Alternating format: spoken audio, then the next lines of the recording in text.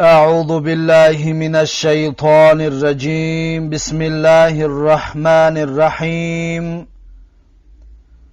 الحمد لله، الصلاة والسلام على رسول الله وعلى آله وأصحابه، ثم أما بعد. السلام علیکم و رحمت الله و برکاته. برادران و خواهران و دوستداران آموزش زبان عربی، الحمدلله که ما و شما از کتاب تعلیم زبان عربی 89 درس گرفتیم و بنده حالا باشد میخواهم درس 90 را به سمع شما برادران و خواهران تقدیم و پیشنهاد بگردانم.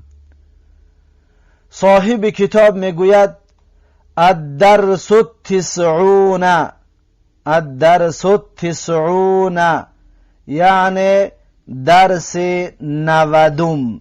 درس 90. درس 90 به مثل درس های گذشته کلمه های نو برای حفظ کردن دارد که این کلمه ها باید با تمام نازکی هایشان حفظ کرده شوند. اولین کلمه ای که می آرد صاحب کتاب می گوید صباحا ام مساء، آیا صبحگاه یا بیگانی؟ صباحا ام مساء یعنی آیا صبحگاه، یعنی آیا سحر در وقت سحر یا بیگانی در وقت بیگه. بعدش میگوید ادبون، ادبون ادبیات، ادبون یعنی ادبیات، جمعش میشود آدابون، آدابون یعنی ادبیات ها، آدابون ادبیات ها. این کلمه ناگفته نماند که همزه که در اول هست این همزه همزه استفهام است. صباحا منصوب است به خاطر آنکه ظرف است. این ام باشد، این حرف عطف است، این حرف عطف است. پیش از امی که حرف عطف به معنای متصله باشد حتما باید همزه استفهام بیاید، چی طوری که ما و شما این ام را در الاجرومیه خوانده بودیم. بعد از این مساء این منصوب است به خاطر آنه که ظرف است.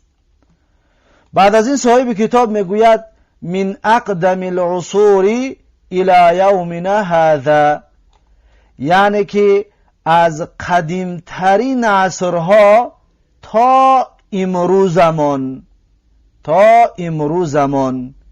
من اقدم العصور الى یومنا هذا یعنی از قدیمترین عصرها تا امروزمان. این هذا بعد یومی صفت برای یومی آمده استاده است. در اعراب در محل جر صفت برای یوم است. بعد از این میگوید اتا، اتا یعنی که آمد، اتا یعنی که آمد. فعل مضارعش میشود یأتی، یأتی یعنی که می آید، یأتی یعنی می آید. مصدرش می شود اتیانون، اتیانون یعنی آمدن، اتیانون آمدن. پس اتا یأتی از 22 باب صرفیه که ما و شما خواندیم از باب دویم هست، از باب دویم هست. اتا یأتی به مثل رما یرمی ناقص است و همچنین محموز الفا هست، ناقص یایی هست. اتا یأتی از باب ضرب یضربو است، از دویم باب ثلاثی مجرد هست. این اتا در اصل اتیه بود، یا متحرک ما قبل مفتوح رو قلب الف کردیم پس نوشتیم اتا. بعد از این میگوید والله، والله این قسم است، یعنی قسم به الله. والله یعنی قسم به الله. بعدش میگوید بدقتی یعنی دقیق، بدقتی یعنی دقیق یعنی معین، یعنی وقت معین یا مکان معین، مکان دقیق. بدقت یعنی دقیق. بعدش میگوید اقترب، اقترب یعنی نزدیک شد، اقترب نزدیک شد. این اقترب فعل ماضی است از 22 باب صرفیه که ما شما خواندیم از باب 11 هست. اقترب یقترب اقتراب و مثل اجتمع یجتمع اجتماع از باب 11 هست. باب ثلاثی مزید است. اقترب یعنی نزدیک شد، یقترب فعل مضارعش نزدیک می شود، اقترابا مصدرش می شود نزدیک شدن. بعد از این میگوید اقترب اجله، اقترب اجله یعنی نزدیک شد اجلش، اجل یعنی مرگش، وقت وفاتش. اقترب اجله نزدیک شد وقت وفاتش، نزدیک شد مرگش. بعد از این میگوید جمهورون، جمهورون یعنی بیشتری مردم، بسیارتری مردم، جمهوری از مردم یعنی بسیارترشان، جمهور یعنی بسیارترشان. بعدش میگوید جماهیرو، جماهیرو یعنی بسیارتری مردم، جماهیرو جمع جمهورون. جماهیرو صیغه منتهی الجموع است، آخرش تنوین را قبول نمی کند. بعد از این میگوید مقهن، مقهن یعنی کافه خانه، مقهن کافه خانه، قهوه خانه. مقهن اسم زمان و مکان است که در اونجا قهوه برای مردم آماده میکنن. مقهن پس جایی آماده کردن، جای تیار کردن قهوه، جای تیار کردن کافه، پس میگیم کافه خانه یا میگوییم قهوه خانه. جمعش میشود مقاهن یعنی کافه خانه ها، قهوه خانه ها. اما این مقاهن تنوینی که میبینید این تنوین عوض عن الحرف المحذوف است، اصلش مقاهیو بود، آخرش یا دارد، مقاهیو، یا اون یا در اصل واو بود، مقاهیو بود، اون واو را قلب یا میکنه میشه مقاهیو. پس این صیغه منتهی الجموع است، آخرش تنوین را قبول نمی کند، مقاهیو. یا حرف علت از حرکت براش ثقیل ساکنش میکنیم میشه مقاهی. اون یا را حذف میکنیم در جاش یا تنوین میاریم، این تنوین عوض عن الحرف علت است، عوض از همون جای یا این تنوین را آورده. پس این تنوین تنوینی تمکین نیست یا تنوینی اعرابی نیست، این تنوین تنوینی عوض از همون یای محذوفه است. مقاهن یعنی کافه خانه ها، قهوه خانه ها. بعدش میگوید که یمکنوکه، یمکنوکه یعنی میتوانی تو، یعنی یا امکان پذیر است برای تو، امکان پذیر است برایت یا میتوانی تو. یمکنونی میتوانم من یا امکان پذیر است برای من. پس این امکنه یمکنو این از بابی هفتم هست، اصل کلمش امکنه یعنی که به معنای میتواند، امکانیت دارد. یمکنو امکنه امکانیت دارد، یا به معنای توانستن. یمکنو میتواند، امکانیت دارد. پس امکنه یمکنو امکانون مصدرش میشود، از باب هفتم است این یمکنوکه و یمکنونی. بعد از این میگوید کالعادتی، کالعادت یعنی چون عادت، یا میشه کالعادتی را بگیم عادتن، عادتن یعنی از روی عادت یا همچون عادت، چون عادت. بعد از این میگوید باقین. باقین یعنی باقی مانده. در اینجا ده اعلال قاضین شدگی است. باقین در اینجا اعلال قاضین شدگی است. اما این تنوینی که در اینجا میبینید، این تنوین تنوین تمکین است، تنوین عوض نیست. دقت دادید؟ باقین تنوین دارد، مقاهین تنوین دارد، اما مقاهین تنوینش تنوین عوض عن الحرف علت است. باقین تنوین دارد، تنوینش تنوین عوض عن الحرف علت نیست، تنوین تمکین است. این تنوین تنوینی تمکین است. پس این تنوین ها را در ذهنتون داشته باشین. باقین یعنی باقی مانده، اعلال قاضین شده. اصل باقیون بود. باقیون حرکت در یا ثقیل بود، حرکت چه پرتافتیم شد باقین. التقای ساکنان بینی یا امو یایی که حرکت چه گرفتیم پرفتیم بین یا و نون تنوین باقیون. امو نونی که هست التقای ساکنان شد، بسبب التقای ساکنان یا را حذف کردیم و اون نون تنوین موافق به حرکت ما قبلش دادیم. دیدیم باقی کسره است، یا کسره دیگر از زیاد کردیم شد باقین. پس این تنوین تنوینی تمکین است، نه تنوینی عوض. بعد از این میگوید صفحتون. صفحتون یعنی صحیفه، صحیفه کتاب یا صفحه. ما شما میگیم صحیفه. جمعش میشود صفحاتون. صفحاتون یعنی صحیفه ها. صفحاتون صحیفه ها. بعد از این میگوید احتشده.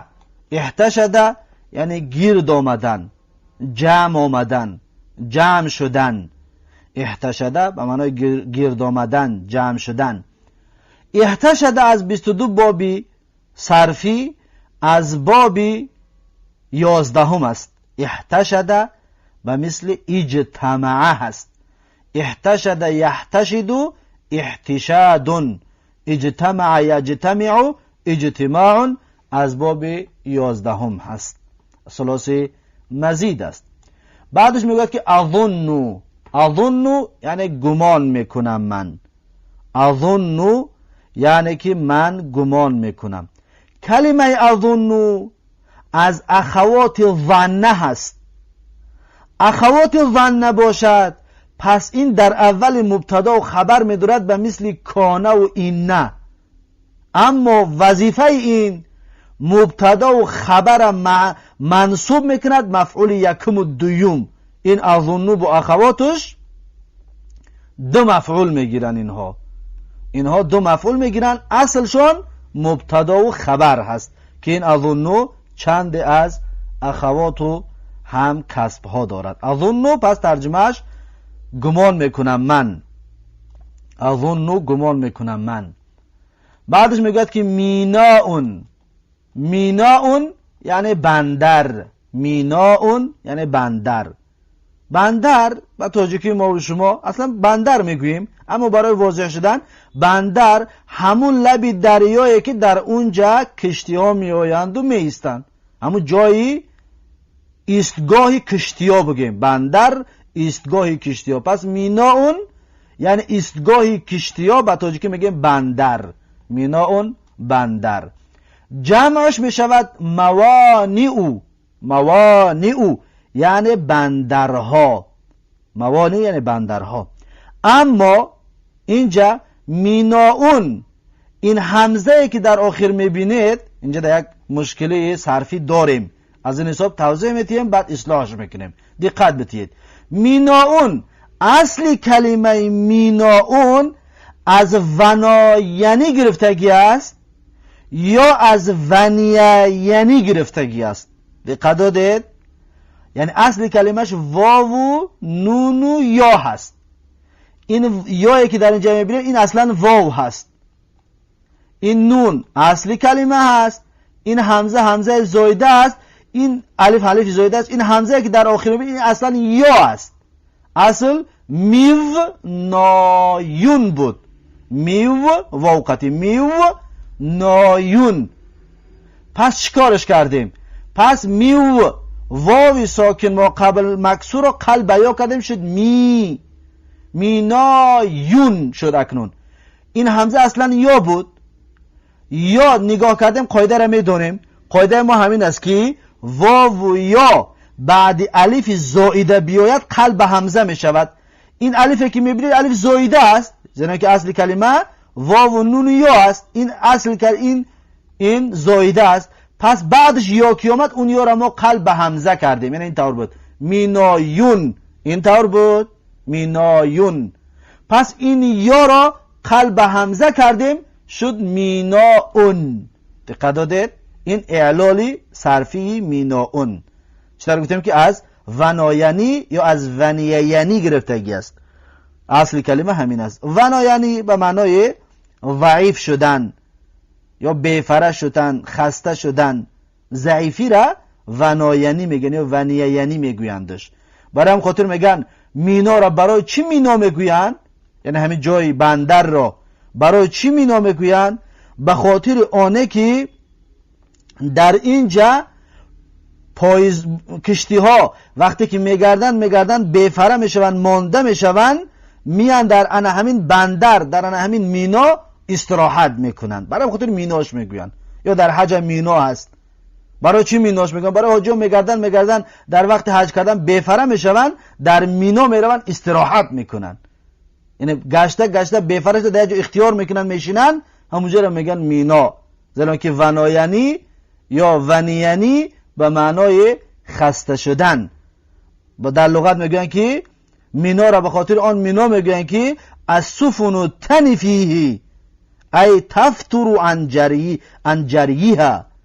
یعنی مینا را به خاطر اون مینا میگن که کشتی ها تنفیه، یعنی خسته میشوند، در اونجا میویند، مانده هستند، بیفره و ضعیف هستند. میگه ای تفترو عن جریها. معناش همین است که میگه تفترو عن جریها، یعنی سست میشود حرکتشان. دیگه بیفره میشوند، حرکتشان سست میشود، ناتوان میشود حرکتشان، دیگه نمی جنبند، میستن. برای همون خاطر میگه میناش گفتگی هستند. اما مینایی که در حج است اینم به همین معنا اگر بگیریم لغویش قطعی، برای اینکه حاجی ها که میگردن عرفات و شیطان سنگزنی و هر جا که میگردن خسته میشن، میان در اونجا استراحت و دم میگیرن. بعد مینا و بعد عرفات و بعد مزدلفه و بعد شیطان زنگ زدن و یعنی این جایها همه جایهایی است که انسان زحمت میکشد، مهنت میکند، مانده میشود. در مینا میآید اون خستگیش میبرارد. خب این اگر از دیدگاه لغت مینا را نگاه کنیم. اما مینا نام یک مکان در عربستان سعودی هست که حاجی‌ها در اونجا میروند وقتای معین، روزهای معین اونجا در شبها خواب میشوند، شب و روز در اونجا میستن. خب میناون چطور گفتیم؟ بندر. اکنون بیاید موانی او آیا درست است؟ زیرا که این حمزه در اخیر است. ما گفتیم اصلی چی است؟ اصل این یا است، نه؟ زیرا که ما گفتیم این از کلمه ونایانی یا ونیانی گرفتگی است، این یا است. خب موانیو صیغه چی است؟ صیغه منتهی الجموع. پس یا در آخر موانیو، یا در آخر که آمد براش حرکت ثقیل است، حرکت چم میگیریم، حرکت یا را میگیریم. وقتی که ما حرکت یا را که گرفتیم پس چی میماند؟ موانی. دقت دادید؟ این طریق موانی. اکنون در آخر که این حرف علت است، این حرف علت را میبرداریم، میگیریم، یک تنوین دیگر از زیاد میکنیم، میشود چی؟ موانین. این طریق موانین. دقت دادید؟ میشود موانین. پس موانین حالا چیکارهای ما کرده سمش با قاعده رفته سای. قاعده همین طور است. میناون جمعش میشود موانین، یعنی بندرها. این موانین تنوینش چی است؟ این تنوین رنگی باقین تنوین است؟ نه، این باقین تنوین تمکین بود. اما این موانین تنوینی چی است؟ تنوین عوض است، به مثل مقاهین. تنوین عوض است، مقاهین. تنوین عوض از یای محذوفه بود، حرف علت. این هم چطوره که شما دیدید از همون یا را حذف کردیم، تنوینش دادیم، تنوین عوض از همون یا شد، با جای همون یا ما تنوین دادیم. دقت دادید؟ پس قاعده این هست، موانین این قاعده است، در لغت عربی همین طور است. خب بیا برمیگردیم به اصل صاحب کتاب که چی کردگی بود. اینجا کردگی بود که موانی او یعنی در آخر حرف یا را قلب همزه کرده است. آیا یگان قاعده هست که در آخر یا را قلب همزه بکنن؟ نه، این طور قاعده نداریم. اگر بعد الف زایده بیاید بله قلب همزه اش میکنیم، یعنی جایهای معین است که یا را واو را قلب همزه بکنیم، جایهای معین است. اما آیا همین از یگان جایهای معین هست؟ نه، نیست. پس این چی است؟ خطا است. موانع او خطا است. اگر رفت یک کس بگوید که من در اینترنت در قاموس هایی که در اینترنت هست زدم دیدم در اون میگه که موانع او، میگم اون قاموس غلط کرده است، اون قاموس خطا کرده است. چطوری که ما با قاعده رفتیم؟ موانع او یگان قاعده نداریم که در آخر یا قلب همزه شود به الف زائده یا به شرطایی که جایهایی که یا قلب همزه می شود. اینجا در اون طور نیست.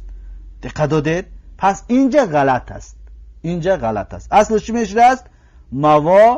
موانین. پس ما درستش میمونیم در کتاب. انشاءالله به طریق درست این کتاب چاپ می شود. اما کسانی که میخواد این سخنهایی که حالا بنده گفتم منشأش میخواهید بدونید، پس لسان العرب رو ببینید. لسان العرب کتاب مشهور و معتبری زبان عربی که در اونجا جمع میناون رو موانیون میارد، جمع میناون رو موانین میارد، با قاعده قطعی میارد. اما بعض این برنامه‌ای که لغت برای تعلیم لغت هستند یا برای لغت کاوی هستند، اینها این غلط کردگی هستند، موانع او آورده است. اما اون غلط هست داره که بیان کردیم که طریق قاعده ما نداریم. برای هم خاطر ما قاعده میخونیم، عربی میخونیم، گراماتیک میخونیم. چرا؟ تا اینکه اصلاح کنیم و اصلاح شویم خودمان و اصلاح کنیم خطا را. نه اینکه هر کسی بنویسه ما قبولش کنیم، هر کسی که بگه ما قبولش کنیم. نه، هر کسی که بگه پیش خودش تا دلیلش نبینیم قبول نمیکنیم. همچنین هر کسی که بنویسد تا اگر که قولش درست نباشد قبول نمیکنه. پس موانع او غلط است، حذفش کردیم، از بین بردیم. موانین این درست است. موانین صیغه منتهی الجموع است، تنوین عوض عن حرف علت است. خب بعد از این میگه که خذله یعنی تنها گذاشت. خذله تنها گذاشت، همچنین به معنی خارش کرد. همه آدم تنها میگذاری، یاردمش نمیکنی، پیشش نمیری، خارش میکنی. پس معنی هرش یک چیز میشود. خذله تنها گذاشت یا خارش کرد. فعل مضارعش یخذلو، خارش میکند، تنها میگذاردش، تنها میگذارد. بعدش میگوید مصدرش خذلانون. خذلانون یعنی خار کردن یا تنها گذاشتن. پس خذل یخذلو از 22 باب صرفی از باب اول هست، از باب یکم هست، از باب نصره ینصرو است. خذل به مثل نصره، یخذلو به مثل ینصرو از باب یکم هست. بعد از این صاحب کتاب میگه که شفاهیان یعنی دهانی، با دهان. مثلا یگان چیزا میگویند برات یا امتحان در اگزمین در امتحانات میدرای امتحان شفاهی میگیرن، امتحان دهانی که تو را سوال میتن تو جواب میگوی، نوشتن قطعی نیست. اینا میگن شفاهیان یعنی دهانی، با دهان گفتن نه نوشته. کتابیان انا اینش کتابی است، یعنی نوشتن خطی در شکل خط. کتابیان یعنی خطی. پس امتحان کتابی امتحان خطی را میگن که سوال در کاغذ نوشتگی هست، در پایانش جوابش می نویسی، این کتابی هست. اما سوال به زبان میگوید جوابش میده، او شفاهی است.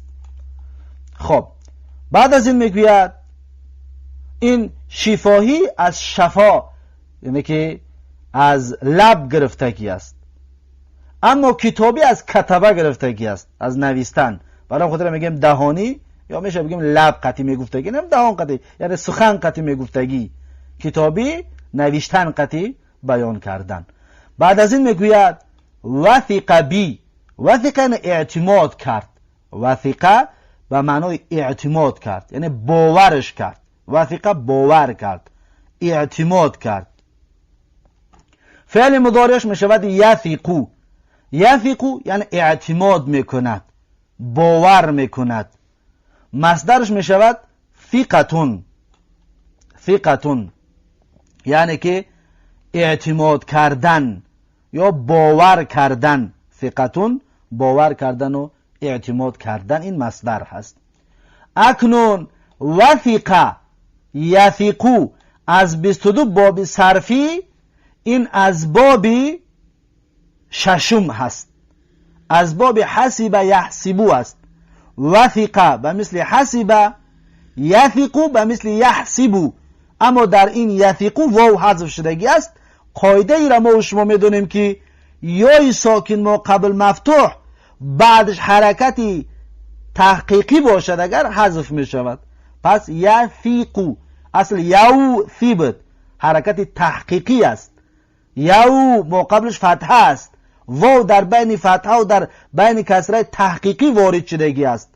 پس این واو حذف میکنه، میگیم که یثقو، نمیگیم یوثقو. پس یثقو اعتماد میکند، باور میکند. از باب ششم است. اما این مثال واوی است، مثال است. بعد از این میگوید با کلمه ثقتون اینجا در واو حذف شدگی است. از جای واو حذف شده تا را آوردگی هستیم. از جای واو که حذف زنه که وثقه واو داره در اولش، نه واو حذف کردیم، در جایش چی را آوردیم؟ این تایی که در آخرش میبینید عوض از همون واوی محذوفه است. عوض از همون واوی محذوفه است. مثلا مصدرش وثق یثق وثقون می شود. وثقون. پس به مثل وزن یزن وزنون. وزنون هم می شود، زینتون هم می شود. نگمی ثقتون واو حذف میکنیم، در جاش تیر میاریم. دقت دادید؟ این اعلال هم در ذهنتون بگیرید. فای کلمه را ما حذف کردیم، در جاش تا آوردیم.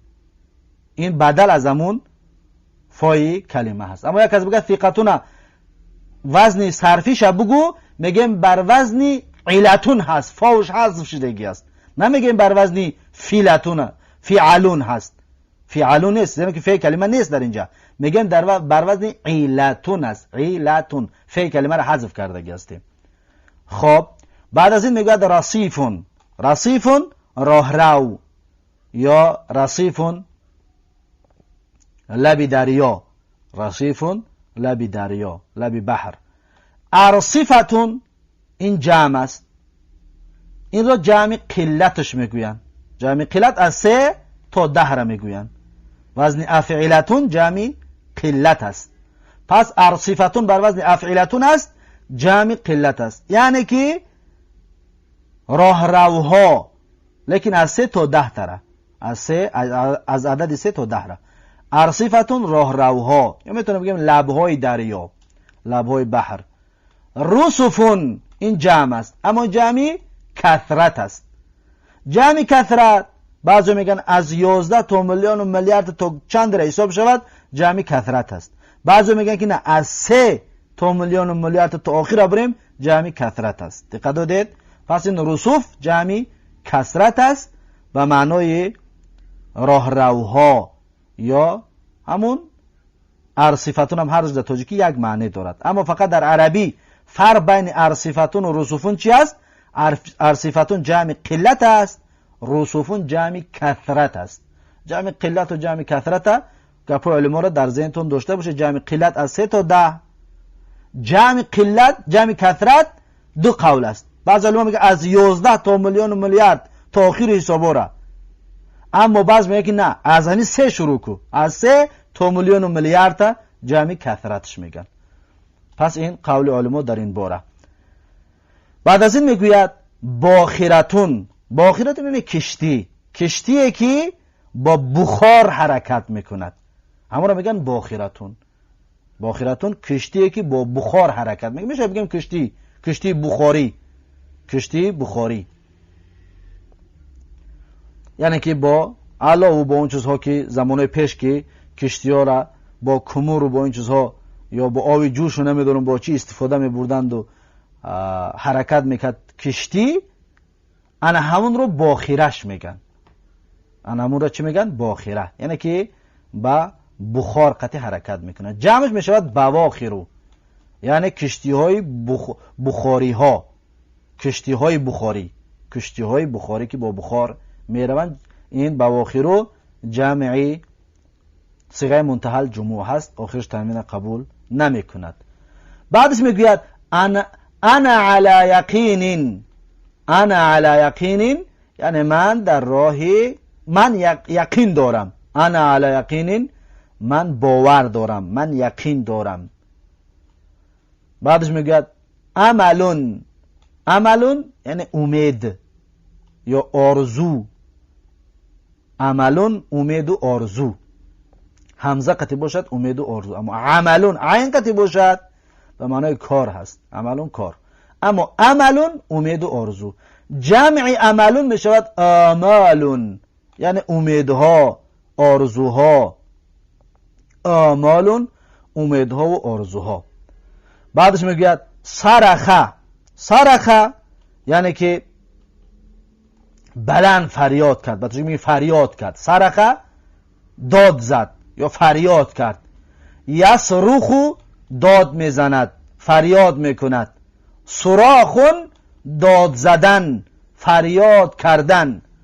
پس صرخ یصرخ از 22 باب صرفی از باب یکم هست، از باب نصر ینصرو است. صرخ به مثل نصر، یصرخ به مثل ینصرو از باب یکم هست. بعدش میگوید بی اعلی صوته، یعنی با بلندترین آوازش. بی اعلی صوته یعنی با آوازی بلند، با آوازی بلند، با بلندترین آوازش، یا میتونم بگم با آوازی بلند. اواه، این آخرش ساکن کردگی است، اواه. اما در لغت این را خود بنده پیدا کرده نتوانستم، پس اینجا اصل اواهون هست. اواهون، اواهون. این اواهون اولا این صیغه مبالغه هست بر وزن فعالون. وقتی بر وزن فعالون که باشد آخرش ساکن نیست، آخرش تنوین دارد. فعالون و مثل غفارون، ستارون، صیغه مبالغه هست.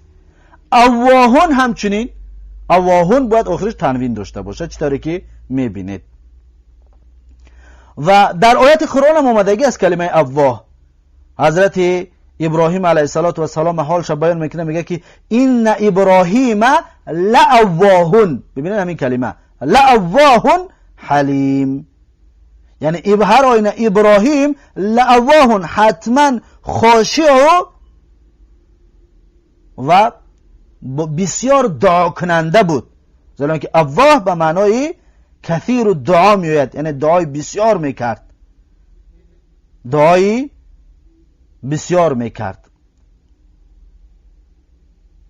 و همچنین به معنای خاشع و خشوع میآید، به معنای ترس. اما در اینجا وقتی که صاحب کتاب اواهون میارد، مقصدش این است که یعنی از درد و از بیماری که، از مشکلی که در بالاش است میخواد بسیار داد بزند، یعنی که اون درد به داد ببرارد. همین اواه میگن، یعنی که بعدش گیم آه گفت. اواهون آدمی که صیغه مبالغه است، بسیار آه آه میگد. حضرت ابراهیم میگن به خاطر چی اواهش میگن؟ میگه به خاطر اینه که هر وقتی که قیامت رو به یاد می آورد یا دوزخ رو، اواه بود، یعنی بسیار آه آه گفته و دعا میکرد. از همین حساب میگن بعضی مفسرها که ابراهیم علیه السلام برای همین اواهش میگن. اما اواه به معنای کثیر دعا هم، یعنی بسیار دعا کننده بود حضرت ابراهیم. وقتی که قیامت دیگه مشکلات که در ذهنش می آمد، پس آه میگفت و دعا میکرد، کثیر دعا بود، بسیار دعا کننده بود. و کلمه اواه اصلا صیغه مبالغه که است، میگیم وقتی ما وقتی صیغه مبالغه باشد باید از فعل ثلاثی مجرد باشد، از 6 باب اول باشد. پس این اواه را فعل ماضیش چی است؟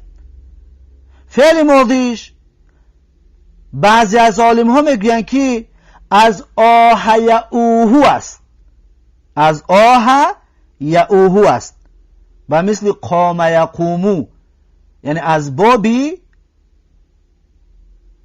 یکم است، از باب نصر ینصرو است و محموز و اجوف یایی است، اجوف واوی است. آه یعوهو، آه به معنای آه گفت، آه به معنای آه گفت، یعوهو به آه میگوید، اواهون بسیار آه گوینده، صیغه مبالغه است. اما نحوی هایی را انکار کرده است، میگن که نه این از آه یعوهو نیست، میگوین نحوی ها. نحوی ها اون عالمایی که میگن که از آه یعوهو است او را رد میکنن، میگن که نه از اون نیست، میگن این اصل کلمه از اوه یعوهو است و گپای زیاد درباره این هست و جای ذکرش نیست. فقط اینقدر معلومات کفایه میکنه که صیغه مبالغه است. وقتی صیغه مبالغه باشد باید از باب ثلاثی مجرد باشد، از باب ثلاثی مجرد باشد پس همون آه یعوهو است. اما کسی دیگر که میگوید که از این باب نیست، پس قولای اونها تفصیلات طلب میکند. بعد از این میگوید هیا بینا، هیا بینا یعنی که بیا با ما، بیا با ما. این هیایی که میبینید، این هیا این اسم فعل امر است. هیا به معنای اسرع، یعنی شتاب کن، سراسیمه باش. هیا شتاب کن، سراسیمه باش. و بینا این بایی که در اول میبینه، این بارا بای دالون علی مصاحبه میگوینش، بای مصاحبه است. این با بای مصاحبه است. این با برای تعدیه نیست، این با برای مصاحبه است. مصاحبه یعنی چی؟ هیا بینا یعنی بیا همراه ما. این بیر همراه ترجمه میکنیم، برای خاطر مصاحبه به معنای مصاحبه گفتیم، پس مع ترجمهش میکنیم. مع یعنی همراه. هیا بینا یعنی هیا معنا، یعنی بیا با ما. این بای مصاحبه. خب یعنی هیا بینا یعنی اسرع معنا، یعنی شتاب کن با ما، سراسیمه باش با ما، تز بیا با ما. دقت دادید؟ پس هیا اسم فعل امر است به معنای اسرع. بعد از این میگوید مطعم. مطعم یعنی مطعم، یعنی جای طعام خوری. مطعم جای طعام خوری. جمعش میشود مطاعم، یعنی مطعم ها، جای طعام خوری ها. میتونیم مطعم رو بگیم آشخانه. آشخانه، آشخانه هم جای چی است؟ جای طعام خوری است. پس مطعم جای طعام خوری، آشخانه جمعش مطاعم و صیغه منتهی الجموع است، آخرش تنوین را قبول نمی کند. پس این هست درس 90، یعنی که کلمه های نوی درس 90. با همین کلمه های نوی درس 90 به آخر رسید. پس میگذاریم به حوار و گفتگوی درس 90. صاحب کتاب میگوید که ستلقى في الاسبوع القادم في قاعة جامعتنا محاضرتان عن تاريخ العرب وأدبهم من أقدم العصور إلى يومنا هذا. یعنی که بزودی تقدیم کرده می شود در هفته آینده در زل دانشگاه ما 2 سخنرانی از تاریخ عرب و ادبهم و از ادبیات عرب، من اقدم العصور از قدیمترین عصرها، الی یومنا هذا تا این روزمان، تا این روزمان. ستلقا فعل مضارع مجهول است، پس محاضرتانی نائب فاعل ستلقا است، برای خاطر مرفوع است و علامت رفع الالف نیابتا عن ضمه لانه مثنى. محاضرتانی این نائب فاعل ستلقا هست.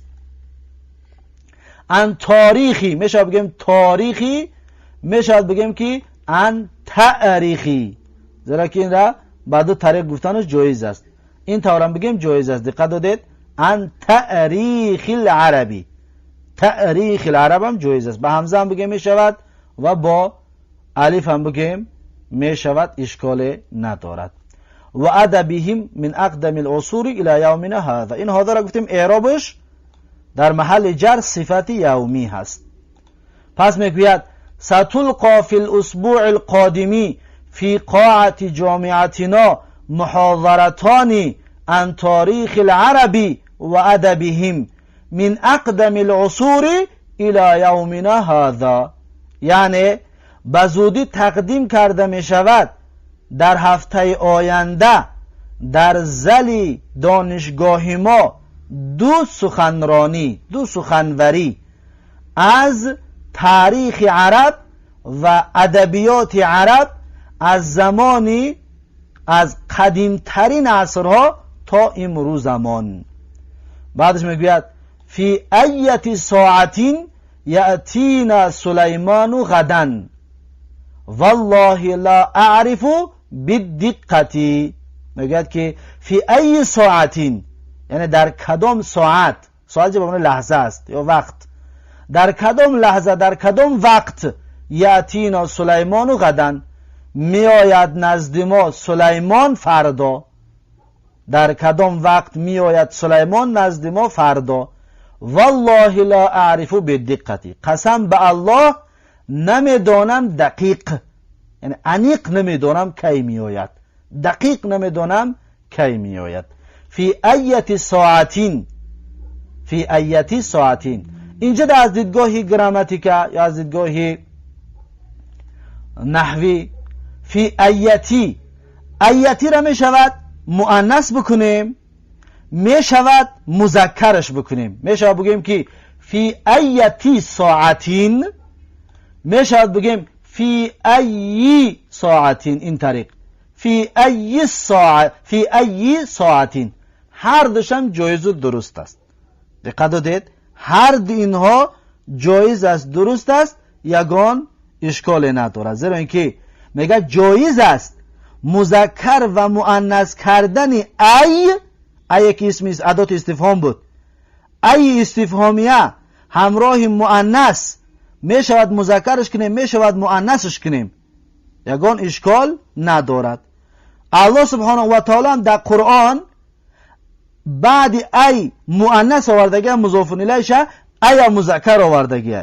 الله در سوره انفطار میگوید که فی ای صورتین ما شاء رکبک. فی ای، ببینن اینجا چطور که نوشتیم به مثل آوردگی است. فی ای صورتین، صورتین مؤنث است. در غیر قرآن همین سخن را میشه بگیم فی ایتی صورتین، فی ایتی، زیرا که صورتین مؤنث است. پس با مضاف الیه ای اگر مؤنث باشد می شود مذکر بیاریم، می شود مؤنث بیاریم ای را، ادات استفهام را، اسم استفهام را. دقت دادید؟ پس می شود بگیم فی ای ساعتین، درست است. می شود بگیم فی ایتی ساعتین، هر دوشم جایز و درست است، یگان اشکال ندارد.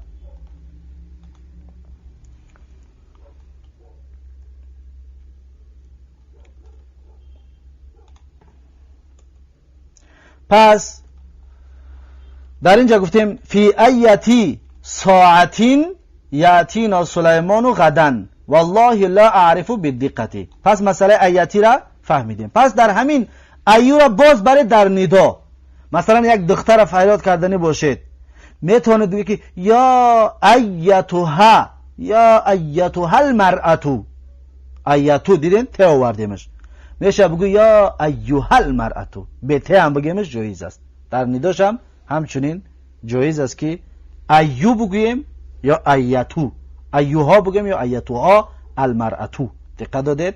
این مسئله گراماتیکیش. یاتینا اینجا فعل و مفعول بهی است، سلیمانو فاعلی، یاتینا است، سلیمانو غیر منصرف است، آخرش تنوین را قبول نمی کند. غدا این ظرف است. والله، این والله قسم هست، یعنی قسم به الله. این والله در اعراب میگیم واو حرف جر، حرف قسم و حرف جر، هم حرف قسم است هم حرف جر است. الله اسم مجرور با واو قسم. جار و مجرور متعلق به فعل محذوف یعنی اقسمو، یعنی قسم یاد میکنم. اقسمو بالله، برام در ترجمه میگیم قسم به الله، همون جار و مجرور متعلق به اقسمو است، همون را ما ترجمه میکنیم یعنی قسم میخورم به الله. لا اعرفو بدقت، نمیدونم دقیقاً. بعدش میگوید کیف حال یوسف اليوم، میگه چی طور است حال یوسف امروز. کیف این مبتدا هست یا خبر مقدم، حالو کیف میگیم اسم استفهام مبنی علی الفتح فی محل رفع خبر مقدم. حالو مبتدا مؤخر، حالو مضاف، یوسف مضاف الیه مجرور و علامت جره الفتح نیابتا عن الکسرة لانه اسم غیر منصرف. الیوم ظرف است. میگه ردیعتون، ردیعتون جدا لا ینام ولا یأکل، میگه بد است به نهایت. ردیعتون جدا بد است به نهایت، خواب نمی کند و نمی خورد. خواب نمی کند و نمی خورد. پس ردیعتون این خبر مبتدای محذوف است. خبر مبتدای محذوف است. ردیعتون برای چی مرفوع است؟ خبر مبتدای محذوف. اون مبتدا چی است؟ یعنی حال یوسف ردیعتون، حاله ردیعتون یعنی حال یوسف بد است. جدا مفعول مطلق برای فعل محذوف. لا ینام ولا یأکل، خواب نمی کند و نمی خورد. لا ینام ولا یأکل، خواب نمی کند و نمی خورد. این را میتونیم حال بگیریم برای یوسف. برای یوسف حال بگیریمش می شود، یعنی در حال بودنش خواب نمی کند و در حال بودنش نمی خورد. یعنی که جمله فعلی یوسف معرفه است، بعد معرفه جمله را حال میگیریم. بعد از این میگوید لما اقتربت باخرتنا من المیناء رأینا جمهورا كثيرا قد احتشد على الرصيف في انتظار وصولنا. یعنی زمانی که لما، زمانی که ایرا لمای حینیه میگن به معنی زمان، در اول فعل مضارع بدروید، اگر در اول فعل ماضی بدروید. لما زمانی که نزدیک شد کشتی بخاری ما در اینجا مین به معنی فیل مینایی یعنی در بندر. رأینا جمهورا کثیرا، دیدیم، رأینا دیدیم ما قوم بسیاری را، مردم بسیاری را قد احتشد علی الرصیف واقعا گرد آمدگی بودند در لب دریا، در راهروی دریا. فی انتظار وصولنا در انتظار رسیدن ما. فی انتظار وصولنا یعنی در انتظار رسیدن ما. لما اقتربت باخرتنا من المیناء رأینا جمهورا كثيرا قد احتشد على الرصيف فی انتظار وصولنا. زمانی که نزدیک شد کشتی بخاری ما در بندر، دیدیم ما مردم زیادی را واقعا گرد آمدگی بودن، جمع شدگی بودن در لب دریا، در راهروی دریا، در انتظار رسیدن ما. پس جمهورن کثیرن، جمهورن مفعول به رأینا هست، برای همین خاطر جمهورن منصوب است. کثیرن صفت جمهورن هست، دیگه اعرابش مشکل ندارد و آسان هست. بعد از این میگوید عندما نرجع الى البيت في ساعة متأخرة من الليل يكون ابننا الصغير قد نام. میگه زمانی که عندما، زمانی که نرجع الى البيت یعنی باز میگردیم به سوی خانه، فی ساعت متأخرة من الليل در لحظه دیر از شب، یکون ابننا صغیر قد نام فرزند خردی ما خواب است، در حقیقت خواب است یا واقعا خواب است. یکونو را ترجمه نکنیم هم میشود، یا میشود ترجمه کنیم می باشد فرزند خرد من خواب. دقت دادید؟ می باشد فرزند خرد من خواب. یا میشه بگیم یکونو را ترجمه نکنیم فرزند خرد من واقعا خواب است. یکونو را برای تأکیدی نامه میگیریم، یعنی در حقیقتا خواب است، واقعا خواب است. عندما نرجع الى البيت في ساعة متأخرة، ساعت اسم مجرور، متأخرة صفت ساعت، من الليل يكون ابننا، ابنو اسم یکونو، الصغیر صفت ابنو، قدنامه جمله فعلی خبری یکونو. عندما نرجع الى البيت في ساعة متأخرة من الليل يكون ابننا الصغير قد نام. زمانی که باز میگردیم به سوی خانه در لحظه دیر از شب، فرزند خردیمون واقعا خواب است. بعدش میگه سألت محمدًا عن ابیه فقال لی، یعنی پرسیدم محمد را، سألت محمدًا عن ابیه فقال لی يمكنك ان تجده في المقهى لأنه في هذه الساعة كالعادة يجلس فيه. میگوید که پرسیدم محمد را از پدرش، پس گفت من را می توانی پیدایش کنی در کافه خانه، زیرا اینکه وی